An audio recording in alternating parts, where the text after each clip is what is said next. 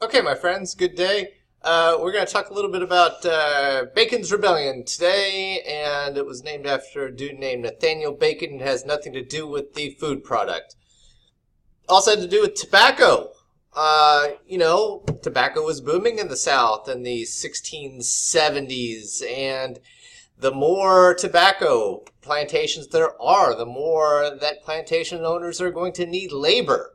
People to work on the tobacco plantations for little or no money. You want to keep labor costs down so you can make as much money as possible. Now, this obviously is going to get into slavery and something called indentured servitude, which if you don't know about that, just wait like 30 seconds, you will.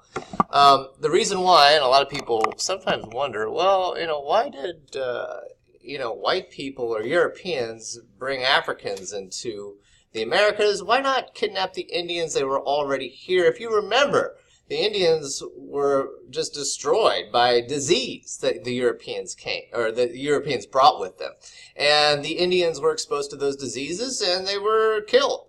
So they would not make good slaves because many of them were already dead. And of course, Europeans were looking for cheap labor. So, what they originally started out doing was they started to import indentured servants.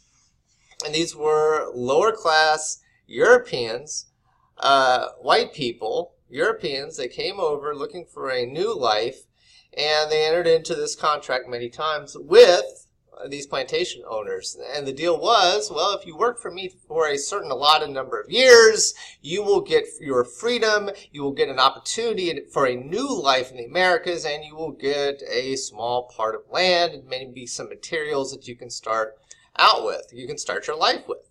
Which was, sounded like a good idea to many Europeans, so they decided to make the trek, make the journey, make the voyage, whatever you want to call it, to the Americas.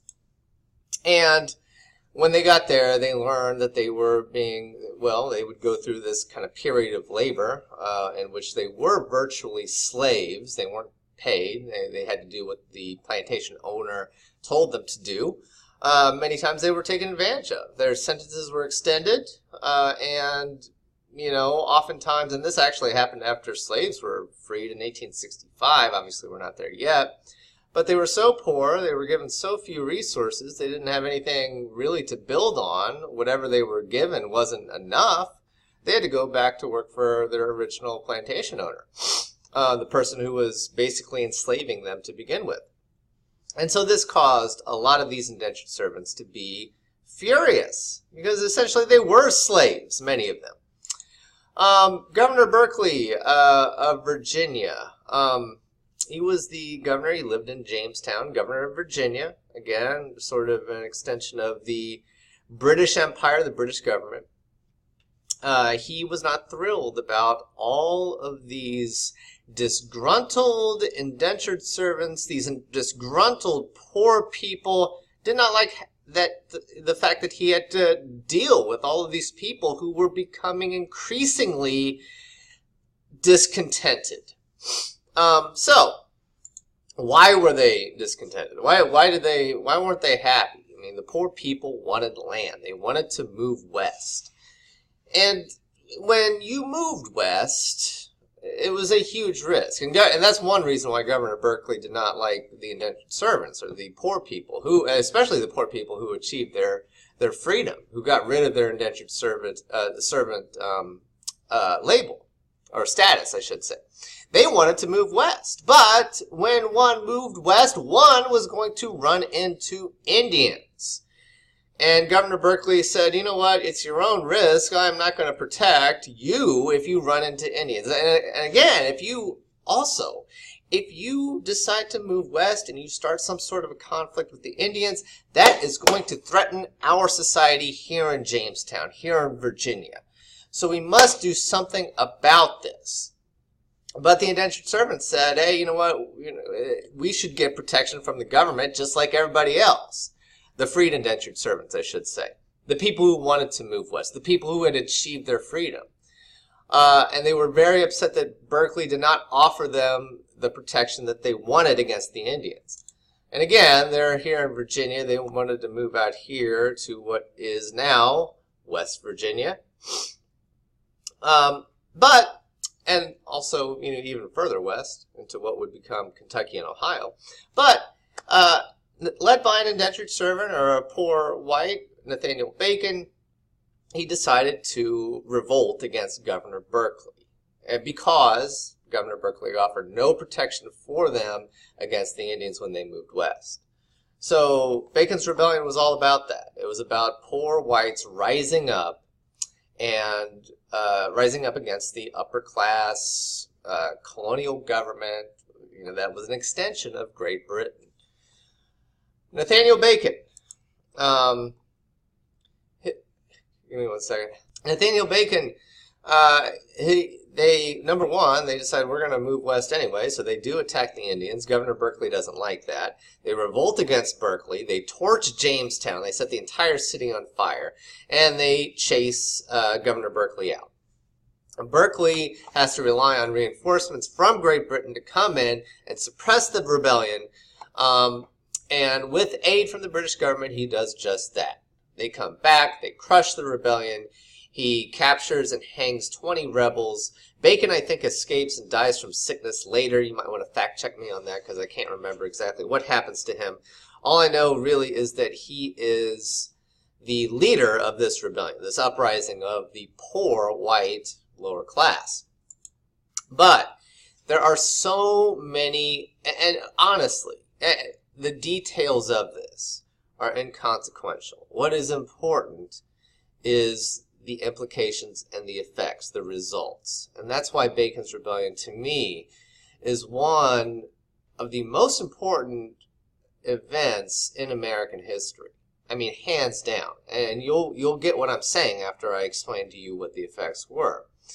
Number one, this was all about class warfare. This was the rich versus the poor. This was the poor saying, you know what, as a government, the government needs to protect us too, even though we don't have very much money.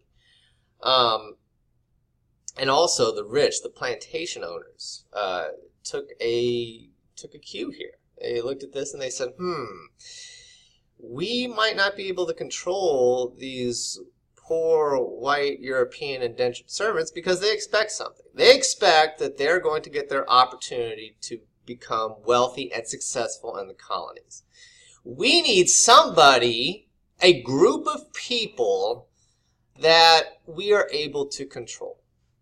And, they were looking at this and they said, we don't want uprising after uprising, revolution after revolution, rebellion after rebellion, when the poor whites feel like they're not being represented. And of course, they decided not to turn to more white indentured servants. They decided, obviously, they couldn't look to the Indians because many of the Indians were dying of disease, and most already had. They looked to individuals who were already immune from European diseases because, honestly, this continent is very close to Europe. They looked to Africa. And what they did, typically, this ignited the slave trade. The first slaves were brought, first African slaves were brought to the colonies in 1620, but really what accelerated African slavery in the British colonies was Bacon's Rebellion. And all of a sudden, there were more, the slave trade exploded. And the way this would work was, the Europeans would go to Africa, they would make deals, they would trade weapons and supplies and crops and goods and things of that nature in exchange for slaves. So people that say, Africa was complicit in the slave trade and American slavery, they are absolutely correct. But, these African kingdoms traded their own people for weapons.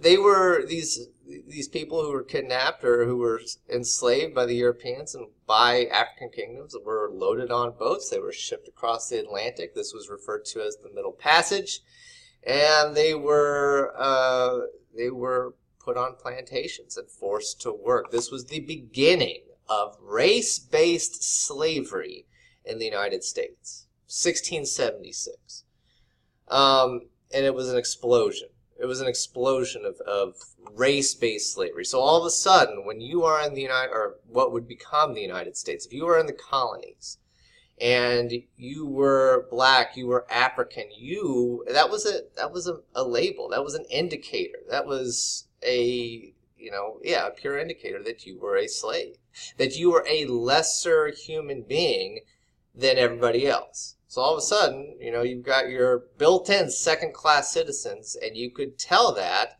by the color of their skin. This was African slavery. This was race-based slavery.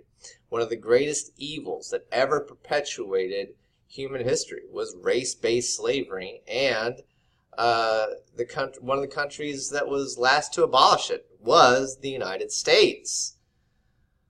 From 1500 to 1800, 11 million slaves were shipped from Africa to the Americas. And again, we talk about the victims of European hegemony, victims of European domination. One would be the Native Americans, obviously, and the others would be the African slaves. And one of the big, and honestly, racism. The racism as we know it today has its roots in Virginia in 1676 with Bacon's Rebellion. And people look at this and they think, well, racism as we know it today. Well, why do we have that? What is up with that? What's the deal? I mean, these things, racism in the United States didn't just pop up out of nowhere. Racism in the United States has deep roots in history, going all the way back to 1676 and Bacon's Rebellion. And we're going to talk about, obviously, slavery. Slavery and race is a huge theme in American history. It might be the theme in American history. Race and class, and how race and class continues to divide people. But that's why this is so important, is because the things that happened back then matter today and continue to matter today. That's why we study history. Don't even get me started. I'll get on a soapbox, I'll never end. But you can see 400,000 slaves reached the North American colonies from those years, 1500 to 1800. This would turn into, eventually, by its peak, there were 4 million slaves in the United States in the mid-19th century. And obviously, we'll get into that and what slavery was. But that's why Bacon's Rebellion was so important. Everybody have a great day. That's all I have to say. Bye-bye.